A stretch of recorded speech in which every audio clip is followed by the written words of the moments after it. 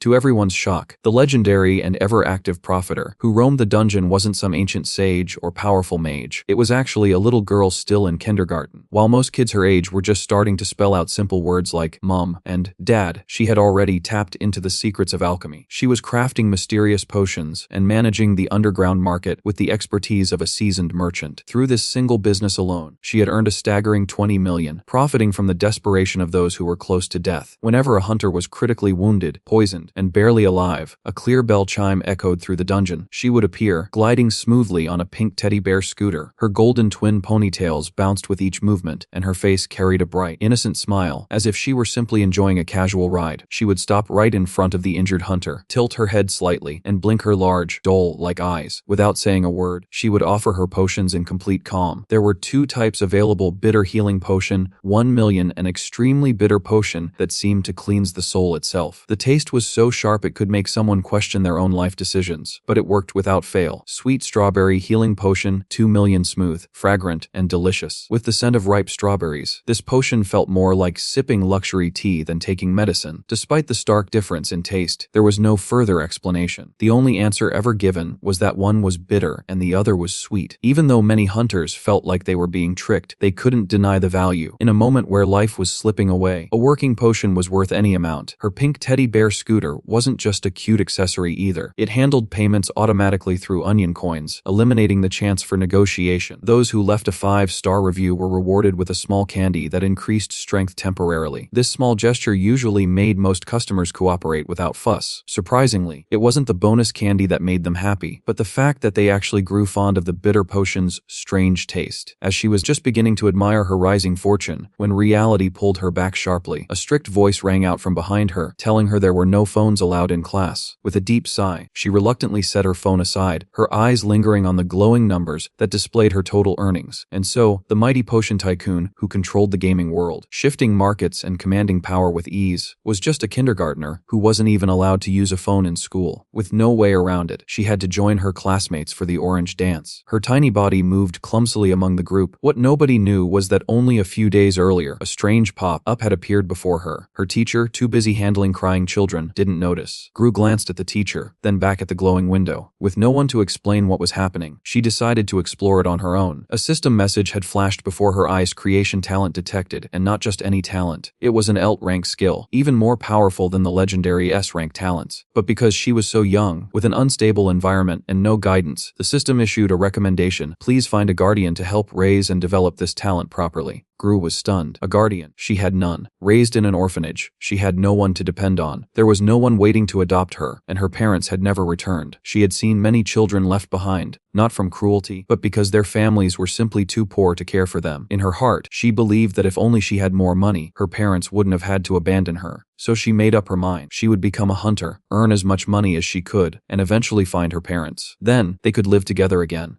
But things didn't go as she hoped. Her big plans hit a wall immediately. She had wanted to enter a dungeon and begin her adventure. But just as she took her first step, her teacher used an L-rank lullaby skill on her. She collapsed on the spot, snoring softly, her dreams of adventure put on hold by nap time. Over the next few days, Gru had no choice but to stay put in kindergarten, quietly collecting onion coins while waiting for her next opportunity to escape. But then, an unexpected setback hit. Her teacher casually explained that onion coins weren't actual currency; they needed to be exchanged for real money before they could be used. To make matters worse, Gru was still too young to open a bank account. That meant her hard-earned fortune of 20 million onion coins could only be admired from afar. The realization struck her like lightning. She dropped flat onto the floor, completely crushed. Just as she lay there, the classroom television played a news broadcast. On the screen appeared an exclusive interview with the top-ranked hunter in the world, none other than Jurim. Gru's ears perked up, her eyes growing wide as her thoughts began racing. During the interview, it was mentioned that Jurim's guild not only protected its members, but also managed all kinds of legal and formal responsibilities for them. That one line lit a spark. Could they help her open a bank account? Gru's previously lifeless expression lit up with renewed energy. She jumped to her feet, excitement rushing through her small body as she clenched her fists with resolve. But the mood shifted quickly when the interviewer asked what it took to join the guild. Without even glancing up, Jurim coldly stated, "Hunak Guild isn't interested in your background. Don't bother sending in an application. We only care about S-rank hunters." Gru's face tensed with a slight frown. She turned to her teacher and asked with pure innocence, "Teacher, how do I get to that place?" A Later that day, outside the towering Shenu Guild building, a tiny silhouette appeared at the office entrance. Gru flattened herself against the wall beside the door, peeking through with wide, curious eyes. She silently observed the inside of the office for 10 full minutes. When Jalen finally looked up and noticed the small figure watching them, his brow furrowed slightly as he wondered which employee had brought their child to work. Just as Jurim started to question what was happening, the small girl marched boldly into the office, full of confidence. "My name is Gru, from New Spring Kindergarten," she announced,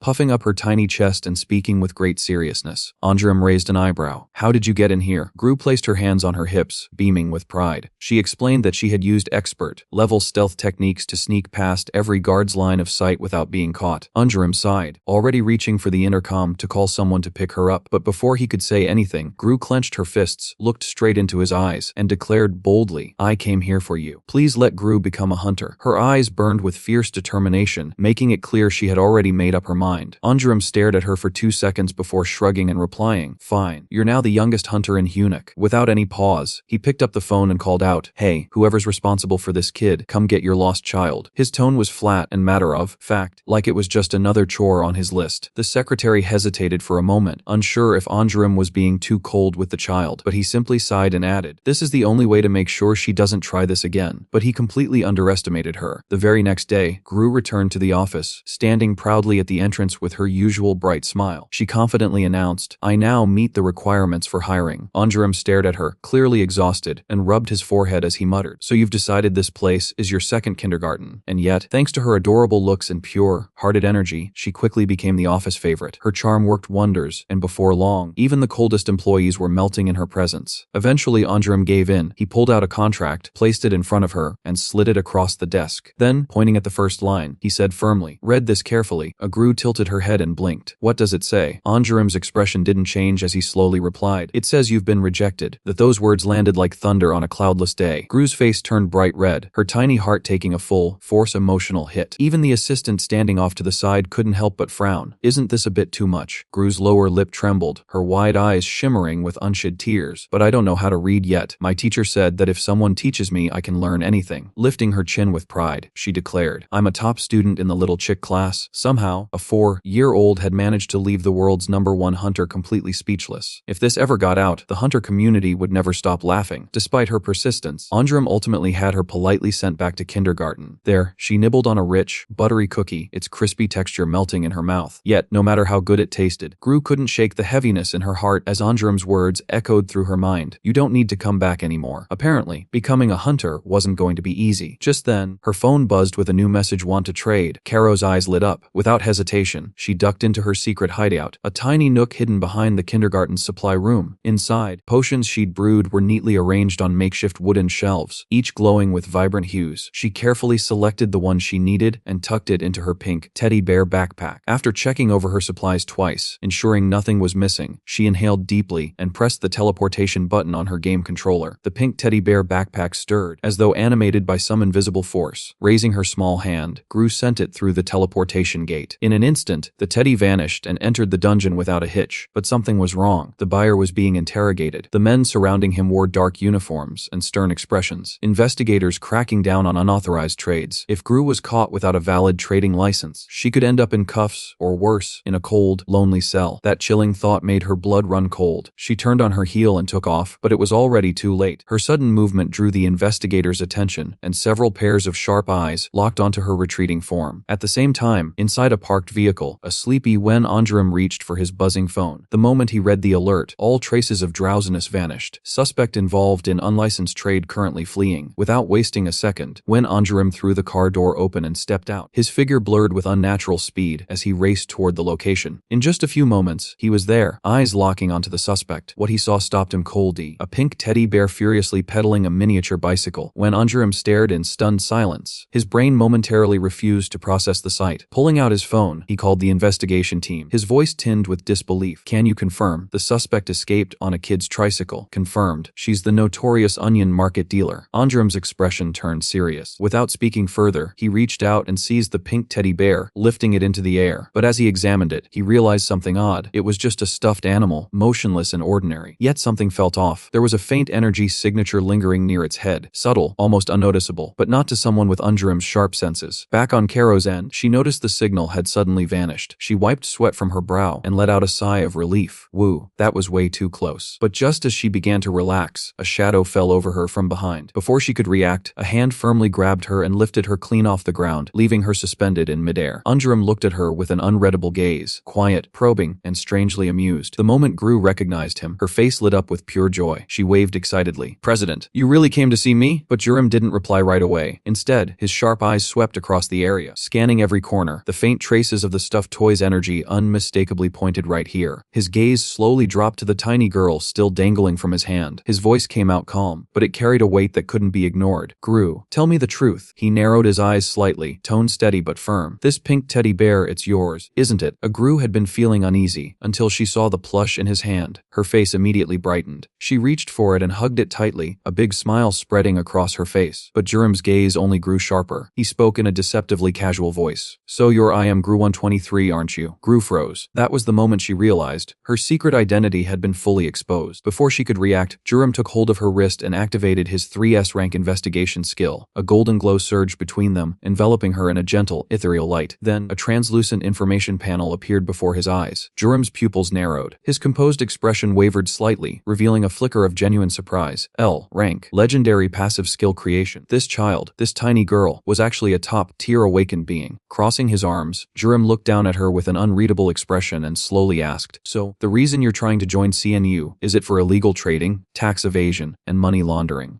Gru tilted her head, clearly confused. Her small face showed no understanding of those words. But then she remembered something her teacher once said: "If you don't understand the question, just answer yes. It usually works." Wait, would saying yes mean she'd go to jail? After a moment of hesitation, Gru chose to act. She reached into her pocket and pulled out her phone, holding it out with both hands. "President, I want you to have this," she said earnestly. Jurim looked at the screen, and in the next second, his expression changed completely. The numbers on the display were staggering. It was even more shocking than her L rank awakening. His brow twitched. "Are you trying to bribe me?" Gru didn't know what bribe meant, but she remembered her teacher's advice, so she nodded with confidence. Jurim stared at the astronomical figure, then sighed as he muttered under his breath, "You're giving this to me. What about yourself?" Gru blinked. She didn't seem worried at all. Honestly, she hadn't thought that far ahead. All she wanted was to join the guild, open a bank account, and make her money legal. Then, she glanced down at her phone again, and froze.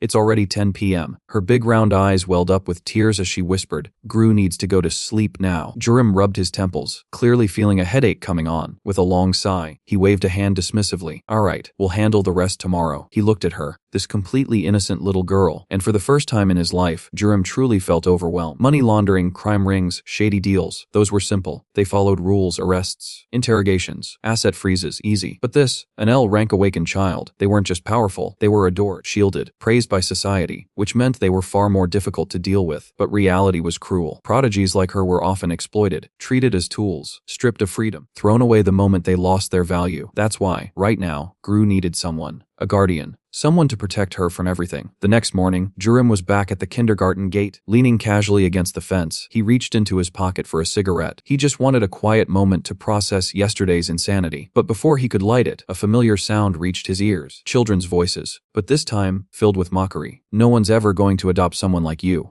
Gru stood her ground, fists clenched tight by her sides. "Even if no one adopts me, it doesn't matter. Gru will find her real mom and dad." The kids around her burst out laughing. Their voices were high, pitched, innocent, and cruel. Gru's face turned red. Her lips pressed into a tight line. Tears brimmed in her eyes. But she didn't cry. She believed that if she made enough money, she'd find her parents. She'd find her way home. Just as she clenched her teeth to hold back the tears, a warm coat was suddenly draped over her head. And then came a calm, deep voice. "I'm taking Gru with me." Gru couldn't even see who it was, but the other children recognized him immediately. Their eyes widened in shock. "It's Jurim." At that moment, the kindergarten director rushed over, his face full of confusion. Jurim turned toward him, voice steady and formal. "Hello, I'm Jurim." Then, he crouched down beside Gru and gently placed a hand on her head. His tone softened. "I'm here to pick up my child." At that very moment, a notification blinked across Gru's vision. "Mission complete, find a reliable guardian." Gru blinked in surprise, staring up at Jurim. A sudden thought flickered across her young mind. Was the president Gru's dad now? But before she could explore the idea any further, a torrent of unfamiliar memories surged into her consciousness. consciousness. The sheer force of them wiped away the question entirely. Deep down, she always knew. Nobody ever truly liked Gru. Jurim wasn't caring for her out of affection. He was only doing it because she had yet to awaken. The next morning, Gru carefully strapped on her pink backpack, adjusting the straps with her tiny hands. She turned around, beaming brightly as she waved goodbye to her kindergarten classmates. Her cheerful energy filled the air like sunshine. Jurim hadn't been paying much attention until his eyes landed on a familiar face. The boy who had mocked Gru the day before was standing nearby. Gru gave him a simple look, then casually explained the situation. They had made up. The boy had confessed, saying he wanted to go on a date with Gru, but she had said no, and then he started crying. For a brief moment, even Jurim was stunned, utterly at a loss. Children really were this emotionally complex already. Seated in the front passenger seat and gazed up at the sparkling car ceiling, she couldn't help but dream about the future. Once she officially joined the Shenu Guild, she'd get a super cool car of her own. Just picturing herself speeding down the road in a sleek, high-end sports car made her chin lift with pride. She was bursting with confidence. But then another thought struck her. She hadn't claimed her mission reward yet. A glowing notification hovered quietly in her vision, waiting to be acknowledged. Squeezing her eyes shut, Gru pressed her palms together in silent hope. She wished with all her heart, please, let it be an S-rank skill. The screen flashed. Slowly, she peeked through one eye, and to her disbelief, the wish had come true. She had obtained an S-rank skill, deep-rooted attachment. The skill's effect was clear. When a designated caregiver reached a certain level of emotional attachment, Gru would receive contribution points as a reward. Wasting no time, she immediately set Jurim as her primary caregiver. Her plan was simple. Use healing skills to strengthen the bond between them. With enough time and effort, the attachment would grow, and she would steadily earn contribution points. Even better, those points could be spent to upgrade her attributes. In time, Gru would become even more powerful. Excited, she eagerly opened her personal status panel to check her current strength. But the moment her eyes landed on the numbers, her smile froze in place. Her combat power wasn't even 5. She was, by all definitions, a complete weakling. All the joy drained from her face. In an instant, she felt like a balloon that had been popped, deflated and disappointed. Still, despite her low stats, she was officially recognized as a hunter now. And as a hunter, she would have to follow the rules of the guild. Jurim observed her sulking with quiet amusement, the corners of his mouth curling into a subtle smile. He began reciting the rules in a composed tone. The first one, illegal trading was strictly forbidden in the onion market, but she wouldn't need that anymore. He revealed a glowing virtual identity card. She had already been registered in the official hunter market. From that day forward, she would operate as a legal merchant. Gru's eyes lit up with joy at the news. Her head nodded enthusiastically, practically vibrating with excitement. She promised in her heart to earn many commission fees for the president. But then came the second rule. Bribery was strictly prohibited. Gru, now confused, rubbed her cheeks and tilted her head in thought. To her, this was puzzling. Did the president dislike money? Even at just 4 years old, she had already understood one of life's unshakable truths. There was no problem money couldn't solve. And if one ever existed, it only meant you didn't have enough money yet. So, in her mind, bribery wasn't really wrong. It just meant her offer hadn't been tempting enough for the president for now. Soon enough, the two arrived at a grand villa. As Gru stepped inside, her eyes locked onto a massive television in the living room. She gasped with excitement. Whoa, that TV is bigger than Gru. Eager to explore, she moved around the space with growing excitement until something tucked in the corner caught her attention. A tiny pink bicycle, the one she had lost in the dungeon. Her eyes lit up with joy as she ran over and wrapped her hands around the handlebars. No way. The president actually brought this back for me. To express her signature Gru-style gratitude, Gru decided to give her most dramatic gesture. Without warning, she dropped her hands to the floor and flipped herself into a clean backflip. Jurim was nearly startled out of his skin. He stared at her in disbelief. What even was that? Gru brought her hands together with a serious tone. A grand bow. And just like that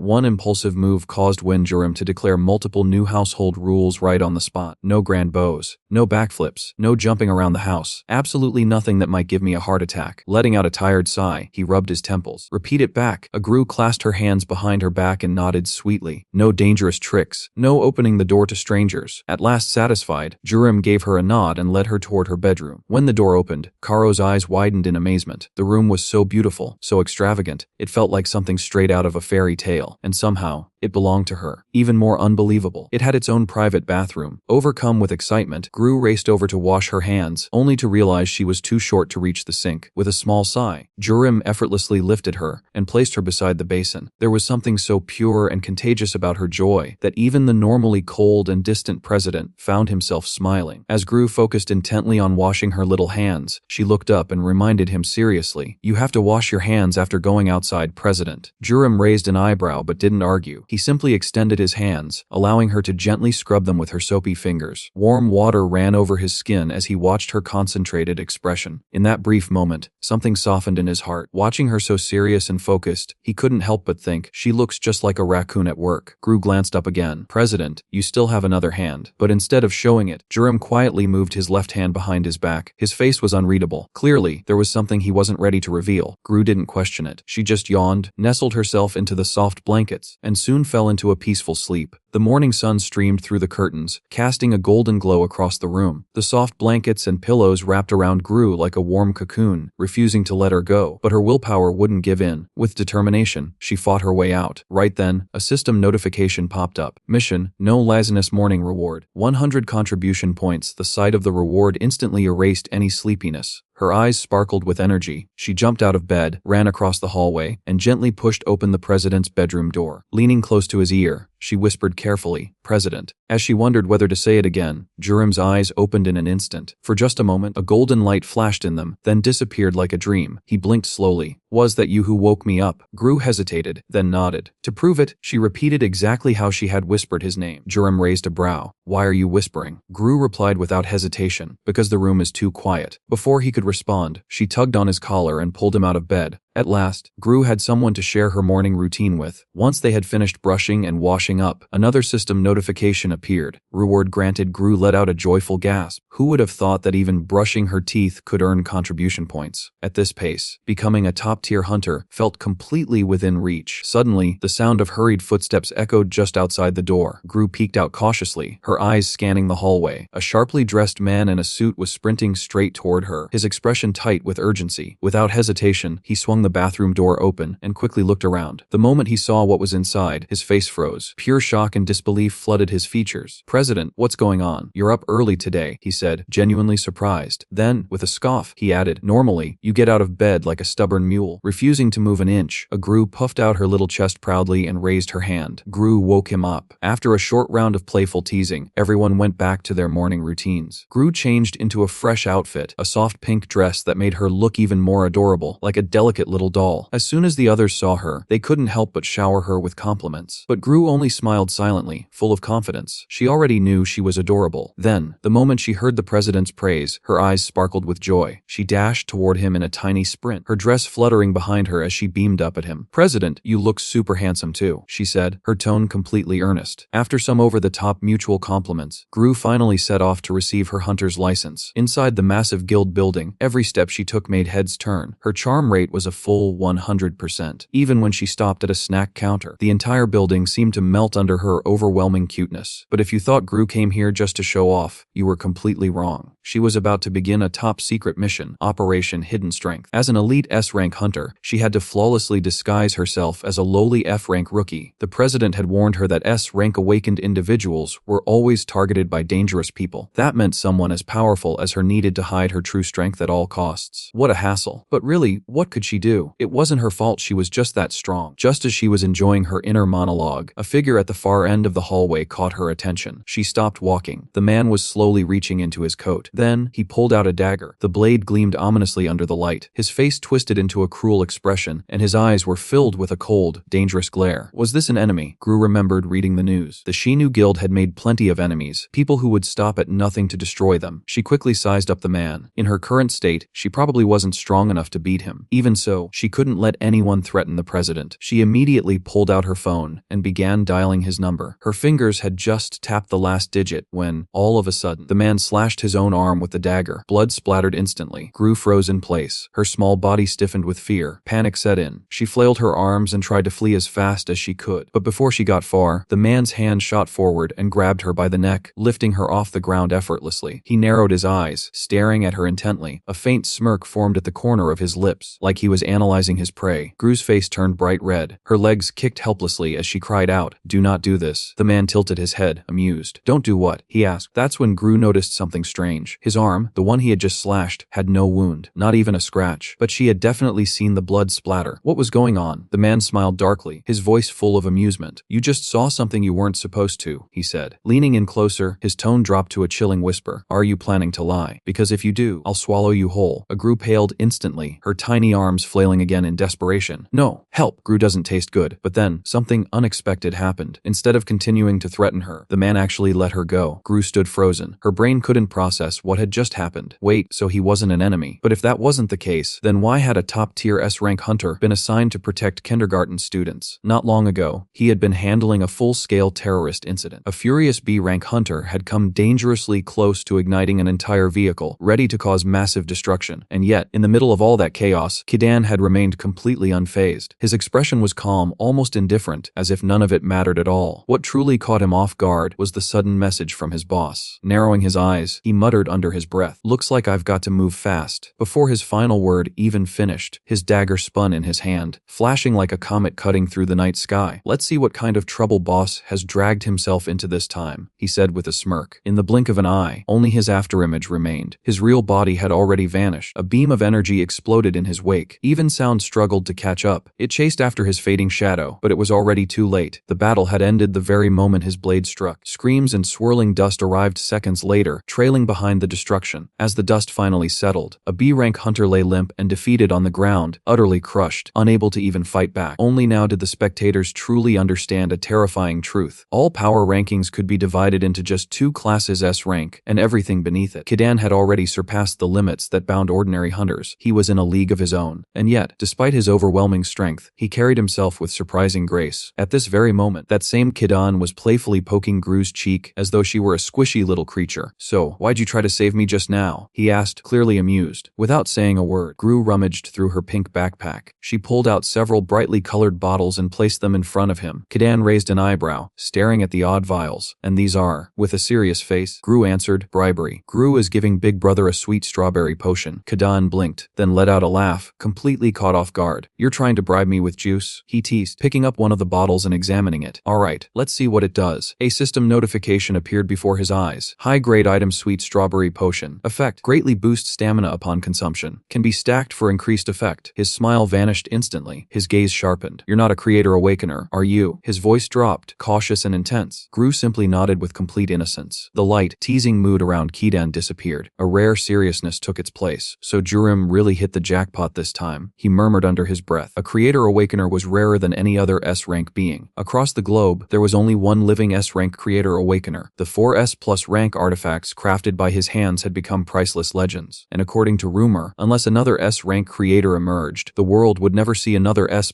artifact again. And now, standing right in front of him, was a tiny kindergarten girl. A child who just might become the second. In that moment, Kidan understood exactly why Jurim had personally taken on the role of her guardian. Just then, Gru tilted her head and asked curiously, "Are you Big Brother Kidan?" He smirked, raising an eyebrow. "And what exactly did Jurim say about me?" Without missing a beat, Gru replied, "President said you're super strong and can protect Gru well." "Oh really?" His eyes lit up, pride creeping into his voice. "Big Bro said that, of course." Gru smartly left out the second half of the statement. "He also called you a total lunatic." She was a social genius after all. The art of tact came naturally to her. At that moment, a system prompt appeared. Mission update: Kidan may be registered as a provisional caregiver once familiarity is established. Only S-rank hunters could even qualify to be a caregiver. But Gru wasn't going to make her decision that easily. After all, not just anyone could stand beside the president. Tilting her head again, she looked up at him with curiosity. "So what was that magic you used earlier?" "It's a skill called penalty action," Kidan replied casually. "The stronger the ability, the harsher the restrictions." Gru furrowed her brow, concern crossing her tiny face. "But it looks painful. Can't Big Brother just not use it?" Kidan chuckled softly, but behind his smile, his eyes burned with quiet resolve. "I have to," he said, "because I need to get stronger." Meanwhile, without anyone noticing, Gru's secret plan had already begun. Nayan led Gru quietly to a hidden testing facility, careful not to draw any attention. When it came time to register, she quickly entered falsified information, doing it so flawlessly that their trail was perfectly covered. Gru, meanwhile, played her part like a natural. She blinked innocently, weaponizing her cuteness with practiced ease. Just as expected, the staff didn't question a thing. They were cleared for entry without a second glance. Not long after, they were taken into the testing chamber, a room filled with high-end analytical machines. Gru took a deep breath, placing her small hands over her chest, trying to slow her heartbeat. Just as her nerves started getting the better of her, Nayan leaned in and whispered gently, "Relax. Everything is in place." Reassured, Gru stepped onto the testing platform. As soon as she did, she felt the sensation of weightlessness, as if gravity had suddenly vanished. Slowly, her body began rising into the air while the machines around her whirred to life. The results were only seconds away from appearing when, out of nowhere, a loud crash of thunder shook the entire room. Everyone froze. The staff turned in alarm. Startled, Gru lost her balance and fell, landing heavily on the ground with a loud thud. It was then revealed a B-rank monster had escaped containment. It roared violently as it crashed into the lab. Panic spread through the facility. Researchers scattered, alarms blared, and equipment toppled over in the chaos. But amid the confusion, Gru and Naeun exchanged subtle, knowing smiles. Their hidden plan had just gone into motion. While disorder consumed the lab, one person remained still, Jurim. He leaned casually against a wall, observing everything quietly. There was no doubt in his mind the monster had been released by Kidan on purpose, a calculated move to create this exact distraction. Without attracting attention, Wijura made his way toward a nearby computer terminal. The screen was filled with data, raw talent evaluations, ability statistics, and highly confidential information about a particular dangerous genius. He scanned it briefly, then gave a soft chuckle. "How adorable," he muttered. Then, with a small gesture, he activated his SSS-rank ability internal disruption. His task complete, he brushed the dust from his sleeves and turned to leave, blending back into the chaos as if he had never been there. But just as he was about to walk out, he overheard someone speaking. Thank God group leader Jean was here. If not, that B-rank monster would have gone completely wild. Jurim paused. His brow lifted slightly. Someone who could suppress a B-rank monster instantly, and their name was Jean. A strange feeling stirred in his chest. A quiet unease began crawling up his spine, a vague sense of looming danger. Elsewhere, Gru sat anxiously in the waiting hall, shifting uncomfortably in her seat. Naeun had told her to stay calm, but what if something had gone wrong? What if people found out who she was? Would the bad ones come for her right away? Her thoughts raced until the door slowly creaked open. Karo's ears perked up. She instantly hopped off her chair and ran forward, wrapping her arms tightly around the newcomer's leg. She smiled brightly. Big Sis Gru was super good and waited patiently. But something felt wrong. The texture beneath her arms wasn't what she expected. Slowly, she looked up then froze. The person standing there wasn't Gru. It was a stranger with golden hair. Fear gripped her. Her whole body went rigid. Had the bad people found her already? That fast? Gru instinctively curled up beneath the chair, trying to make herself as small as possible, her eyes fixed warily on the stranger. "Mister, you're not here to kidnap Gru, are you?" she asked in a tiny, suspicious voice. She looked like a startled kitten, her body tense, arms crossed, gaze sharp and unblinking. No matter how the man tried to explain himself, Gru didn't lower her guard. Her arms remained folded, her eyes stayed locked on him. Seeing no other choice, the man reached awkwardly into his pocket and pulled out a few pieces of candy. But his hands fumbled so badly that he nearly dropped them right there, clumsily juggling the pieces under Gru's watchful gaze. Oddly, watching him struggle like that made him seem a little less threatening, maybe even kind of silly. With a gentle sigh, Gru being the warm-hearted and helpful girl she was, reached out and accepted the candy. The man scratched his head in mild embarrassment, letting out an awkward laugh. "This is a little embarrassing," he admitted, smiling as he placed a red ginseng candy into Kark's small hand. "Consider it a thank you gift." Gru eyed him with a hint of suspicion. She wasn't entirely convinced, but eventually, her kind little heart softened and her doubts slowly melted away. Just then, a familiar chime echoed in her mind. Assessment complete. The individual qualifies as a provisional caregiver. Gru blinked, startled. Wait, did that mean this silly-looking uncle was actually S-rank? Before she could fully process the thought, Nan rushed over and wrapped her in a tight hug, worry etched across her face. But the moment she turned and noticed the blonde-haired man standing nearby, her expression shifted.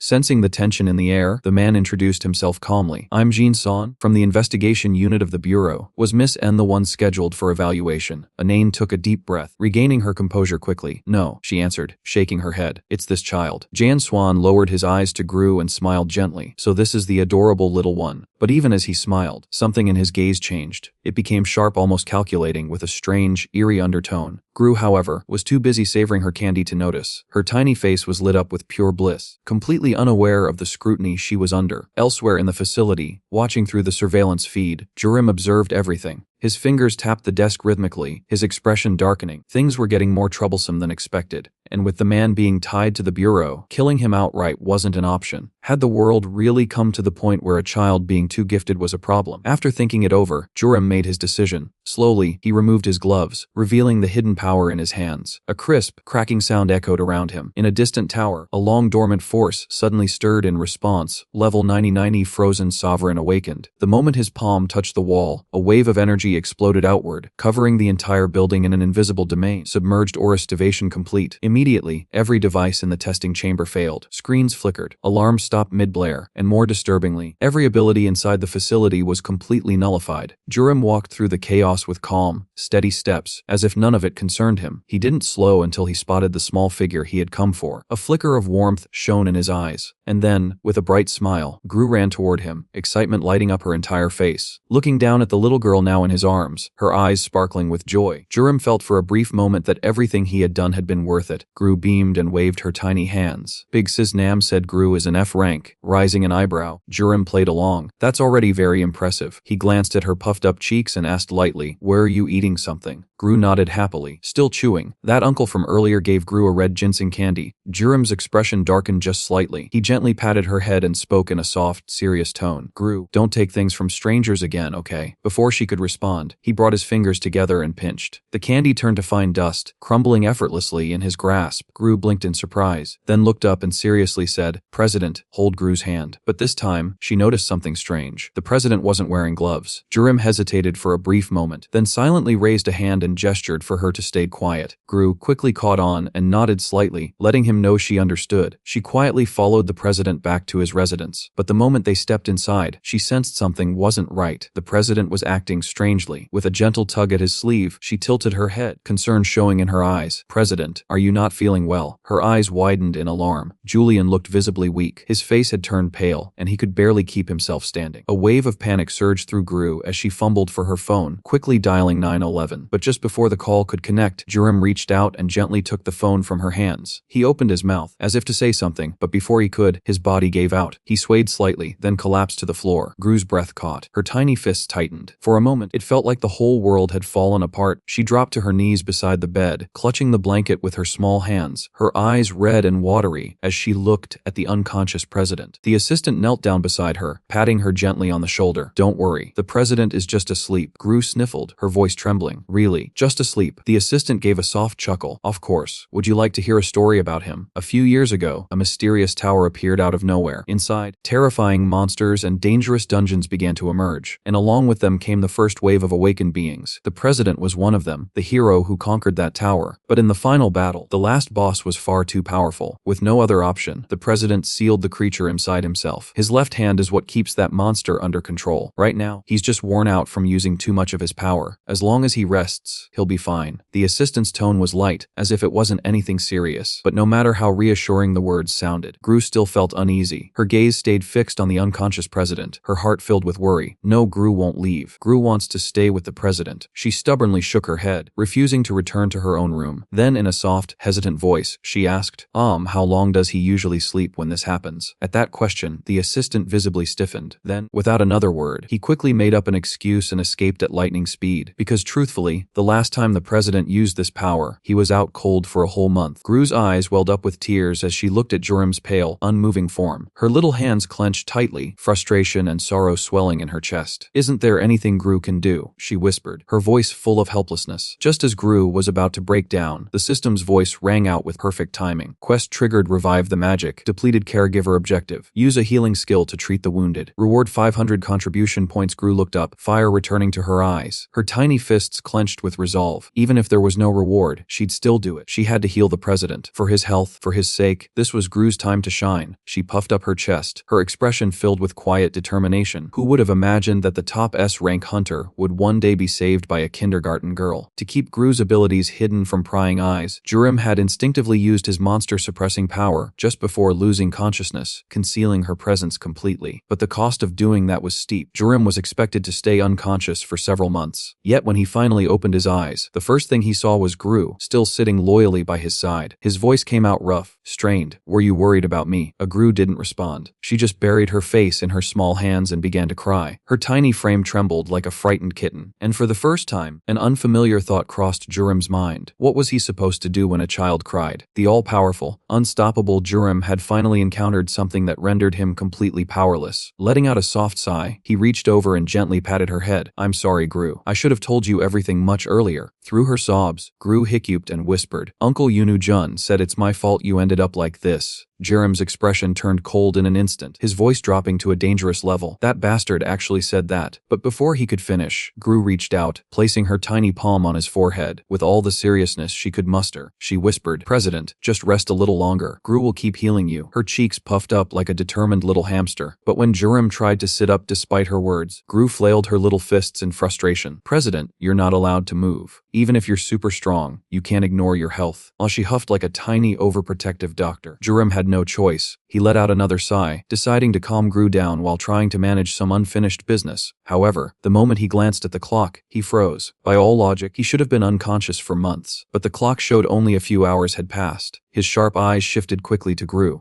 "Gru, what exactly did you do to me?" Without missing a beat, Gru proudly raised her hand. Gru used healing skill. She then sat down beside him and began earnestly explaining everything that had happened while he was out. Jurim listened quietly. Then, after a moment of thought, he asked in a steady tone, "What's the penalty for using your skill? Are you feeling any discomfort?" He narrowed his eyes and murmured, "This is unheard of. Restoring that much energy in such a short time without suffering any backlash. It goes against everything we know about awakened abilities." And at that moment, a strange thought flickered in his mind. Between the two of them, who was truly the child? This 4-year-old girl, or those arrogant hunters who believed they stood at the peak of the world? No matter how impossible it sounded, one thing was clear. Gru had saved him. He reached out and gently ruffled her hair. A rare warmth touched his expression. "Thank you." Gru blinked in surprise, frozen for a moment, clearly unused to being praised. "Did Gru really help?" she asked softly, uncertainty flickering in her eyes. Jurim nodded immediately. "Of course, Gru was a huge help. You're an incredibly capable kid." With that, he stepped out of the room. His assistant, seeing him, nearly dropped his clipboard in shock. "Wet, how are you even standing? It's barely been a few hours." Before the shock could settle, the office phone rang. Jurim glanced at the caller ID. It was the bureau. His brief moment of relief vanished, replaced by tension. Due to a recent change in hunter law, Gru, now a licensed hunter, was required to personally enter a dungeon to complete a mission. But according to hunter regulations, no one is allowed to enter a dungeon more than 2 ranks below their own. Holding the phone tightly, Jurim spoke in a low, commanding tone. "I don't care. Lift the restriction. Let me go with her." But the voice on the other end was firm. "No exceptions." "Then what about assigning her to a convoy?" Seeing Gru's confused look, the assistant knelt down and explained gently, "A convoy means higher-ranked hunters will escort you into the dungeon to make sure you're safe." Jurim's gaze darkened again. He understood there was no way around the rule. So, he chose another path? "If we can't bend the rules, then we'll focus on preparation. Even if Gru is just an F rank, she's not going in unprepared." His voice was calm but resolute. "Fully equip her with A-rank armor." If you're excited for the next part, leave a comment and I'll do my best to bring it to you as soon as possible.